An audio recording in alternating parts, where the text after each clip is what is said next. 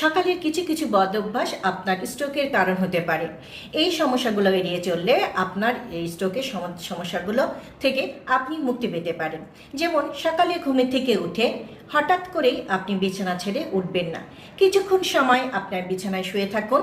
সেক্ষেত্রে আস্তে আস্তে আপনি বিছানা ত্যাগ করুন, আপনার যেন হঠাৎ করে বিছানা ছেড়ে উঠতে না হয়।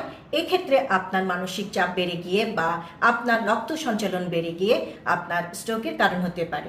আপনি সকালে খালি পেটে 1 গ্লাস পানি পান করুন।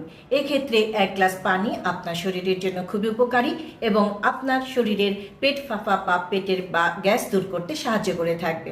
মলত্যাগ করার আগে সকালবেলায় অবশ্যই আপনি 1 গ্লাস পানি পান করুন বা সুবুলের ভুসি বা আঁশযুক্ত খাবার গ্রহণ করুন। সেক্ষেত্রে মলত্যাগ করার সময় আপনার প্রেশার পড়বে না, তাতে করে আপনার দ্রুত মলত্যাগ করতে পারবেন। সকালে খালি পেটে ভাজা পোড়া বা চর্বিযুক্ত খাবার এড়িয়ে চলুন।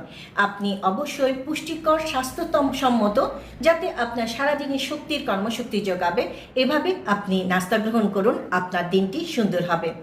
এবং আপনি সকালবেলায় কিছুটা হলো হালকা ব্যায়াম করুন এবং আপনার দিনটি শুরু করুন। এভাবে কিছু কিছু সতর্কতা অবলম্বন করলে দেখবেন এই লক্ষণগুলো বা এই সতর্কতা থেকে আপনার স্ট্রোকের হবার ঝুঁকিগুলো কমে যাবে এবং আপনি স্ট্রোক থেকে দূরে থাকবেন।